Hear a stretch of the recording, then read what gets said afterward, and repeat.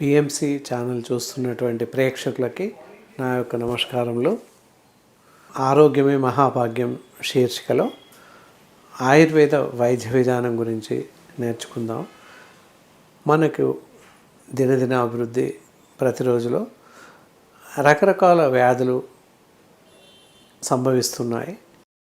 అలా సంభవించినటువంటి వ్యాధులకు నివారణోపాయాలు, తగిన జాగ్రత్తలు, అవసరమైన చికిత్సల గురించి కూలంకుషంగా చర్చించుకుందాం.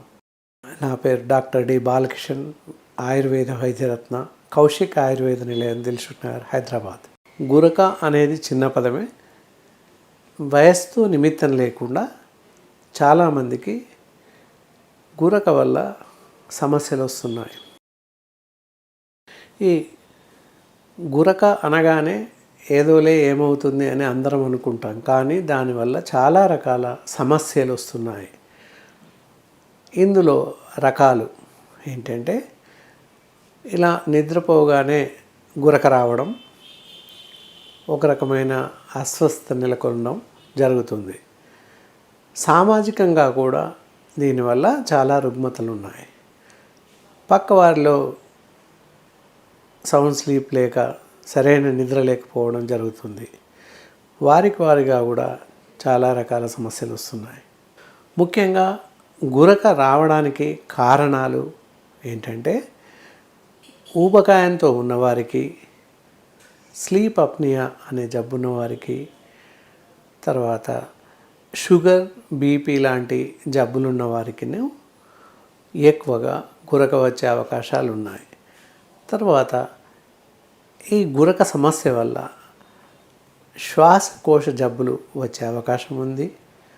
దాంతోపాటుగా ఊబకాయం పెరిగిపోయే అవకాశం కూడా ఉంది. కాబట్టి ఈ గురక తరచుగా వస్తున్నట్లయితే ఒకసారి డాక్టర్లను సంప్రదించి అసలు ఈ గురక సమస్య ఏంటి అని తెలుసుకోవడం మంచిది. గురక అనగానే స్లీప్ అప్నియా అనుకోవడానికి కూడా వీల్లేదు.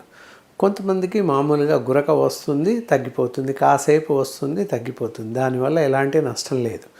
కానీ కొంతమందిలో వరుసగా శాశ్వతంగా ఎక్కువగా గురక వస్తుంది. పక్కవారికి నిద్ర పట్టలేనంత పక్క రూమ్లో పడుకున్న వారికి కూడా ఈ గురక శబ్దం వినిపిస్తుంది. అలా ఇతరులకి నిద్రాభంగం కలుగుతుంది, వారికి కూడా ఆరోగ్యం చేటు చేస్తుంది.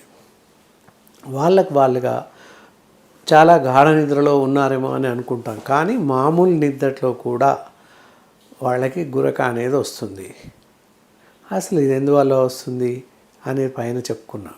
కాకపోతే ఇది ఎలాంటి గురక అనేది తెలుసుకోవడానికి స్లీప్ అప్నియా అనేటటువంటి పరీక్షలు జరిపితే దీని యొక్క లక్షణాలు ప్రమాదకరమా ప్రమాదరహితమా అనే విషయం తేలుతుంది.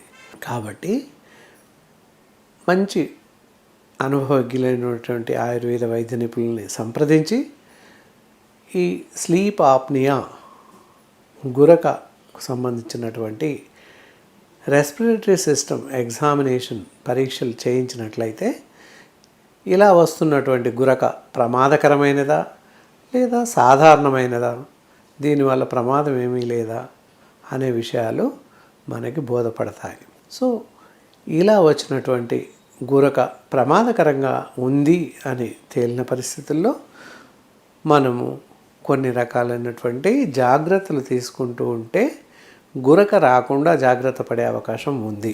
గురక రాకుండా తీసుకోవాల్సిన జాగ్రత్తలు: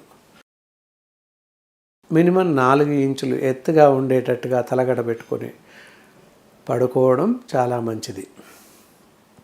తర్వాత మనం నిద్రించినటువంటి బెడ్షీట్స్ కానీ బెడ్స్ కానీ చాలా క్లీన్గా పరిశుభ్రంగా ఉంచుకోవడం ఎంతైనా మంచిది. బెడ్ బర్డ్స్ అని అంటాము. ఏంటంటే మన శరీరం నుంచి కొన్ని లక్షల మృత కణాలు బెడ్స్ పైన పడిపోతుంటాయి. ఈ బెడ్ బర్డ్స్ అని చెప్పేసి పడకలలో ఉంటాయి. వాటికి మన శరీరం నుండి మృత కణాలు ఏవైతే రాలుతాయో అవి ఆహారంగా బాగా పనిచేసి ఆ బ్లడ్ బర్డ్స్ ఇంప్రూవ్ అవుతాయి. సో వాటి వల్ల రకరకాల వైరస్ కూడా సోకే ప్రమాదం ఉంది. స్టాఫిలోకోకై, ఆర్బై, టెటనస్ ఇలా మొదలైనటువంటి బ్యాక్టీరియాస్ కూడా ఉత్పన్నమయ్యే అవకాశం ఉంది. కాబట్టి బెడ్స్ మార్చలేని పరిస్థితుల్లో, లావుపాటి బెడ్స్ ఉన్న పరిస్థితుల్లో వాటి బెడ్షీట్స్ని ఎప్పటికప్పుడు మార్చుతూ వాటిని పరిశుభ్రం చేసి వేడి నీటిల్లో వాటిని వాష్ చేసి ఎండించి వాడినట్లయితే ఈ రకమైనటువంటి వైరస్ సోకే అవకాశం ఉండదు. అలాగే ఈ చిన్న మనకి వస్తున్నటువంటి గురక కూడా తగ్గుతుంది. కాబట్టి పరిశుభ్రమైన బెడ్స్, గాలి వెలుతురు ప్రసరించే ప్రాంతంలో నిద్రించడం ఎంతైనా మంచిది. దీంతో పాటుగా పడుకునే ముందు ఎలాంటి కాఫీలు, టీలు తీసుకోవడం చేయకూడదు. అంటే ముందుగానే భోజనం చేయడం ఎంతైనా మంచిది. ఆలస్యంగా భోజనం చేయడం, రాత్రులు భోజనం చేయడం లాంటివి చేయకూడదు. మరియు జంక్ ఫుడ్స్, ఫ్రై ఫుడ్స్, వేపులు రాత్రులు తినకూడదు. నీటిని కూడా మితంగా తీసుకోవాలి. ఈ ఆహారం ముగించిన తర్వాత ఎలాంటి ద్రవాహారం కానీ, పళ్ళ రసాలు కానీ ఇలాంటివి తీసుకోకూడదు. పూర్తి ఆహారం భోజనం చేశాక, ఇంక్లూడింగ్ విత్ పాలు లాంటివి తీసుకున్నాక ఒక 2 గంటల తర్వాత నిద్రించడం మంచిది. పడుకునే ముందర ఎలాంటి వ్యాయామం కానీ ఇతరత్రా చేయకూడదు. అలా కాక మనకి శ్వాసలో ఇబ్బంది ఏర్పడినైతే, ముక్కులు మూసుకుపోయినట్లు అనిపించినట్లయితే నాసిల్ డ్రాప్స్ ముక్కులో వేసుకున్నట్లయితే ఈ నాసికా రంధ్రాలు శ్వాస తీసుకోవడంలో ఇబ్బంది లేకుండా క్లియర్గా ఉంటాయి. ఈ జాగ్రత్తలు తీసుకుంటూ ఉంటే కొంతవరకు గురకను రాకుండా నివారించుకొనవచ్చును. ఈ విధంగా పైన చెప్పినటువంటి జాగ్రత్తలన్నీ పాటిస్తూ ఉండాలి. అయినప్పటికీ ఉదయం 5 గంటలకే లేచి కొంత బ్రీతింగ్ ఎక్సర్సైజ్ చేసినట్లయితే మనకి గురక రాకుండా కాపాడుకున్న వాళ్ళం అవుతాము. ప్రాణాయామం అని లేదా మెడిటేషన్ అని కూడా దీన్ని అంటాము. ఉదయం 5 గంటల నుంచి 5:30 లోపు ఎర్లీ అవర్స్ సూర్యోదయం కన్నా ముందు చేస్తే దీనివల్ల ప్రయోజనం మనకు కనిపిస్తుంది. ఎలాగైనా ఉదయం చేయమన్నామని సూర్యోదయం తర్వాత చేస్తే ఎలాంటి ఉపయోగము లేదు. కావున ఉదయమే సూర్యోదయానికి ముందే 5 నుండి 5:30 మధ్యలో ఈ ప్రాణాయామం లేదా మెడిటేషన్ అని అంటాము, అనులోమం విలోమం ఒక 5 నుండి 10 నిమిషాలు చేసినట్లయితే చాలా బాగా పనిచేస్తుంది. దీనివల్ల గురక, ఇతరత్ర రెస్పిరేటరీ సిస్టంలో వచ్చేటటువంటి ఇబ్బందులు తొలగిపోతాయి. గురక వ్యాధి మనకి ఎఫెక్ట్ అయినట్లయితే ప్రమాదకరంగా ఉన్న పరిస్థితుల్లో ఏంటి అంటే, కొన్ని సందర్భాల్లో శ్వాస సరిగా అందక లంగ్స్ యాబ్సెస్, శ్వాసకోశ నాళికలు కూరుకుపోయి ఆక్సిజన్ సరిగా అందక కొన్ని సందర్భాల్లో ఈ ప్రాణాపాయం సంభవించే పరిస్థితులు ఏర్పడతాయి. రక్త ప్రసరణలో సరైనటువంటి పద్ధతులు, సరైనటువంటి అవకాశం లేక, ఆక్సిజనేటెడ్ బ్లడ్ మనకి సరిగా అందక శరీర భాగాలు కూడా చచ్చుబడిపోయే అవకాశాలు ఉన్నాయి. కాబట్టి గురకే కదా అనే మామూలుగా విడిచిపెట్టాల్సిన అవసరం లేదు. గురక వరుసగా వస్తున్నప్పుడు తప్పకుండా దాని యందు శ్రద్ధ తీసుకొని పరీక్షలు జరిపి అవసరమైనచో సరైన చికిత్సలు, సరైన ఆహార నియమాలు పాటిస్తూ ఉంటే ఎంతైనా మంచిది.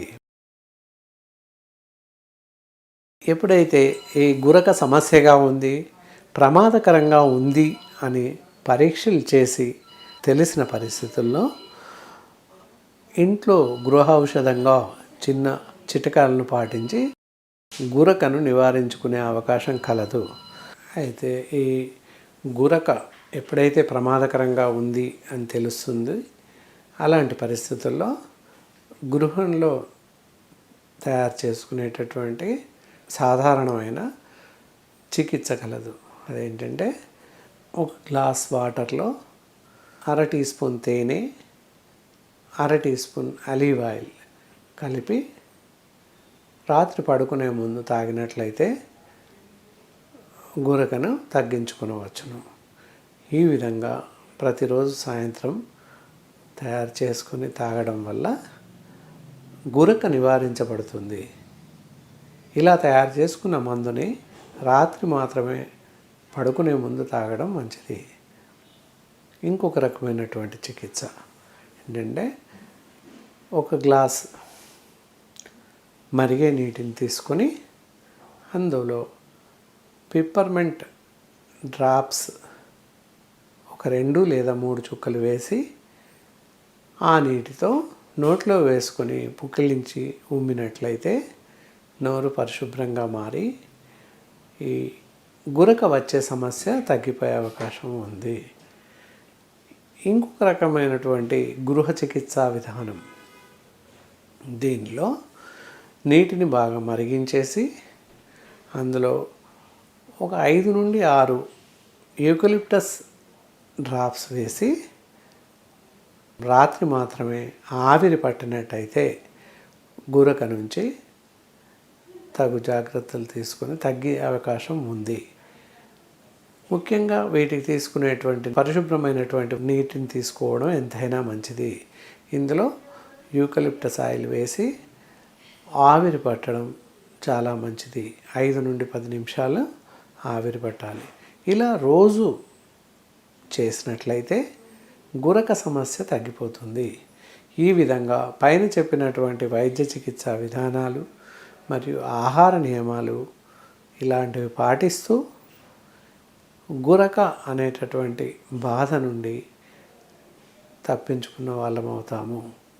అయినప్పటికీ గురక తగ్గలేదు లేదా ఎలాంటి వైద్య చికిత్సలకు తగ్గడం లేదు అనిపించిన పరిస్థితుల్లో మంచి ఆయుర్వేద వైద్యులను సంప్రదించడం ఎంతైనా మంచిది.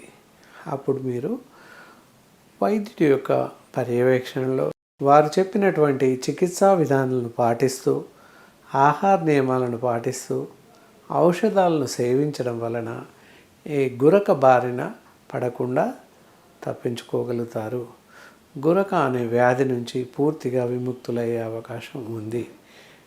కాబట్టి మీరంతా ఈ పైన చెప్పిన వైద్య విధానాలు, తీసుకోవాల్సిన జాగ్రత్తలు మొదలగునవన్నీ పాటిస్తూ మీ ఆరోగ్యాలని గురక బారిన పడకుండా, ఒకవేళ గురక అనేటటువంటి జబ్బు మీకు వచ్చినట్లయితే తగ్గించుకోవడానికి అవకాశం ఎంతైనా ఉంది.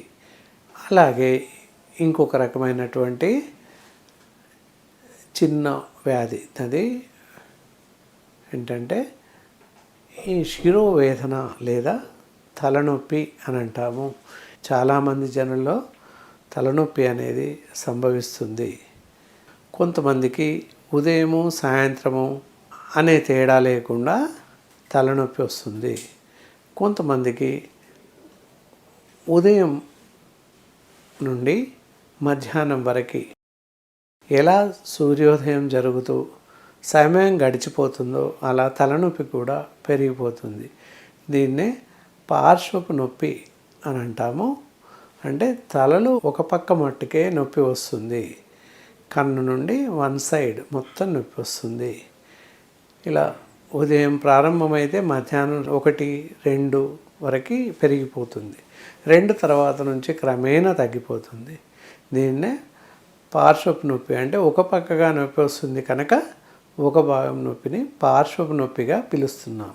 అలా కాకుండా ఇంకా కొంతమందిలో తల మొత్తంగా నొప్పిగా, కళ్ళు మంటలుగా, కళ్ళు నొప్పి బరువెక్కినట్టుగా ఉంటాయి. వీడికి మాడు మధ్య నుంచి విపరీతమైన నొప్పి పోట్లు జరుగుతాయి. దీనివల్ల మెడ వరకు కూడా చెవుల వరకు మొత్తం నొప్పిగా ఉంటుంది. ఇలా జరిగినటువంటి పరిస్థితుల్లో కొంతమందికి వామిటింగ్ సెన్సేషన్స్, తర్వాత తల తిప్పినట్టు అవ్వడం, ఇలాంటి లక్షణాలు కనబడతాయి. దీనికి ముఖ్యంగా ఎండ చూడలేకపోతారు, సరైన లైట్ కూడా, ఎక్కువగా లైట్ ఉంటే కూడా భరించలేని పరిస్థితుల్లో ఉంటారు. కొన్ని సందర్భాల్లో ఈవెన్ భోజనం కూడా చేయలేని పరిస్థితి ఏర్పడుతుంది. ఇలాంటి సందర్భాల్లో అతి ఎక్కువగా శిరోవేదనం, తలనొప్పి కలిగిన వాళ్ళు తగిన జాగ్రత్తలు తీసుకొని ఉన్నట్లయితే కొంతవరకు తలనొప్పి బారిన పడకుండా కాపాడుకోగలుగుతాం. తలనొప్పి రాకుండా వచ్చాక తీసుకోవాల్సినటువంటి జాగ్రత్తలు, ముఖ్యంగా ఈ తల స్నానం చేయడం, హెడ్ బాత్ అంటారు. హెడ్ బాత్ చేయడం అనేది దాదాపు చాలామంది ప్రతిరోజు హెడ్ బాత్ చేస్తూ ఉంటారు. ఆ హెడ్ బాత్ చేయడం వల్ల తలపైన ఉండేటటువంటి సూక్ష్మమైనటువంటి చర్మ లేయర్స్ వదిలిపోతాయి. దానివల్ల మనకున్నటువంటి తలను రక్షించేటటువంటి రక్షణ కవచం, ఉల్లిపొర లాంటి సన్నటి పొర ఉంటుంది. ఆ పొర మొత్తం చిట్లిపోతుంది. దానివల్ల కూడా తల త్వరగా వేడెక్కడం, వాతావరణ పరిస్థితుల నుంచి మనల్ని కాపాడలేని పరిస్థితి ఏర్పడుతుంది. కనుక తలనొప్పి ఎక్కువగా రావడం జరుగుతుంది. హెడ్ బాత్ అనేది వారంకి ఒకసారి, అట్లీస్ట్ 6 days ఆర్ 7 daysకి ఒకసారి తలస్నానం చేయడం ఎంతైనా మంచిది. దానికి గాను మామూలుగా ఉండేటటువంటి షాంపూస్ వాడడం, చాలా మైల్డ్ షాంపూస్, అసలు షాంపూస్ వాడకపోవడమే చాలా మంచిది. కూకుడుగాయ రసం కానీ, సీకాకాయ పౌడర్ కానీ హెడ్ బాత్కి వాడడం ఎంతైనా మంచిది. దీనివల్ల ఎలాంటి హాని జరగదు. కాబట్టి హెడ్ బాత్ కొరకు ఎలాంటి షాంపూస్ వాడకుండా ఈ హార్బల్స్ వాడడం ఎంతైనా మంచిది. శీకాకాయ పౌడర్ కానీ, కుక్కుడుకాయల రసం కానీ వాడడం ఎంతైనా శ్రేయస్కరం. దీనివల్ల మనకి ఎలాంటి అనారోగ్యాలు కలగవు. తర్వాత తలకి ప్రతిరోజు తల నూనె వాడడం చాలా మంచిది. మన బ్రెయిన్కి ఎక్కువ జ్ఞాపకశక్తి ఉండాలి, ఇవన్నీ ఉండాలి అనుకున్నట్లయితే తలకి నూనె వాడడం చాలా మంచిది. ఈ ప్రస్తుత రోజుల్లో ఎవరు కూడా తలకి నూనె వాడడం లేదు. తైల సంస్కారం లేని జుట్టే అందరిలో కనిపిస్తుంది. ఆడ మగ తేడా లేకుండా ఎవరు తలకి నూనె పెట్టడం లేదు. కావున తప్పకుండా నూనె పెట్టినట్టయితే మన తలని రక్షించుకోవచ్చు. ఇంటర్నల్గా ఉన్నటువంటి మన మెదడు కూడా సక్రమంగా పనిచేస్తుంది. బ్రెయిన్ సరిగ్గా పనిచేసినట్టయితే చాలా రకాల జబ్బులు రాకుండా ముందు జాగ్రత్తగా కాపాడుకున్న వాళ్ళం అవుతాము. తద్వారా జ్ఞాపక శక్తి పెంపొందుతుంది అండ్ తలను రక్షించుకున్న వాళ్ళం అవుతాము. చాలా రకాల లాభాలు జరుగుతాయి. కళ్ళ మంటలు, కళ్ళ నొప్పి ఇలాంటి పరిస్థితుల నుంచి కూడా బయటపడతాము. చాలా రకాల ఆయుర్వేదిక్ ఆయిల్స్ ఉన్నాయి. హర్బల్ ఆయిల్స్ అలాంటివి వాడడం చాలా మంచిది. వీటి వల్ల తలకి చల్లదనం, వేడి నుండి, వాతావరణ పరిస్థితుల నుండి మనల్ని మనం కాపాడుకునే అవకాశాలు ఎంతైనా ఉన్నాయి. కాబట్టి తలనొప్పి వచ్చిన పరిస్థితుల్లో ఇవన్నీ చేయగా కూడా తలనొప్పి వచ్చినట్లయితే ముఖ్యంగా ఇంట్లో తీసుకోవాల్సిన మెడిసిన్స్ కానీ, జాగ్రత్తలు కానీ, వర్షంలో తడవకుండా ఉండడం, అతి ఎండలో వెళ్ళకపోవడం చాలా మంచిది. మామూలుగా తీసుకోవాల్సినటువంటి చికిత్సలు ఏంటంటే తలకి మంచిగా నూనె పెట్టడం, తైల సంస్కారం రోజు ఒకసారి తప్పకుండా ఉదయం పూటనే నూనె పెట్టడం ఎంతైనా మంచిది. వారంకి ఒకసారి హెడ్ బాత్ చేయడం చాలా మంచిది. ఇవన్నీ జాగ్రత్తలు తీసుకుంటూ ఉంటే మంచిది. అలా కాక అయినప్పటికీ తలనొప్పి వచ్చినట్లయితే మనం తీసుకోవాల్సినటువంటి చికిత్సా విధానాలలో శిరశూలాదివటి అని చెప్పేటటువంటి ట్యాబ్లెట్స్ మార్కెట్లో దొరుకుతాయి. అలాంటి ట్యాబ్లెట్స్ని రోజు ఉదయం ఒకటి, సాయంత్రం ఒకటి వాడినట్లయితే తలనొప్పిని తగ్గించుకునే అవకాశం ఉంది. అది కాకుండా ఇంట్లోనే తయారు చేసుకుని వాడేటటువంటి మందు కూడా ఒకటి ఉంది. అదేంటంటే స్వచ్ఛమైనటువంటి నువ్వుల నూనె తీసుకొని దానికి జ్యోతిస్మతి గింజలు లేదా ఆకుల పౌడర్ తీసుకొని ఒక 100 గ్రాముల పౌడర్ని తీసుకొని దాని కషాయంలాగా తయారు చేసి దానికి నువ్వుల నూనెను వేసి బాగా మరిగించి నూనె మాత్రమే మిగిలే వరకు మరిగించేసి నూనెను భద్రపరచుకొని ప్రతిరోజు ఆయిల్ని తలకి పెట్టి వాడుతున్నట్లయితే కూడా ఈ తలనొప్పి నుంచి బాధ నుంచి విముక్తి కలిగే అవకాశం ఉంది. అంతేకాకుండా దీనికి తీసుకోవాల్సినటువంటి ఆహార పదార్థాలు ఏంటంటే చాలా తేలిగ్గా జీర్ణమయ్యేటటువంటి ఆహారం, అన్ని రకాల కూరగాయలు తీసుకోవడం మరియు ఆకుకూరలు ఎక్కువగా భుజించడం లాంటివి చేయడం, మజ్జిగ, పెరుగు లాంటివి తీసుకోవడం కూడా ఎంతో శ్రేయస్కరం.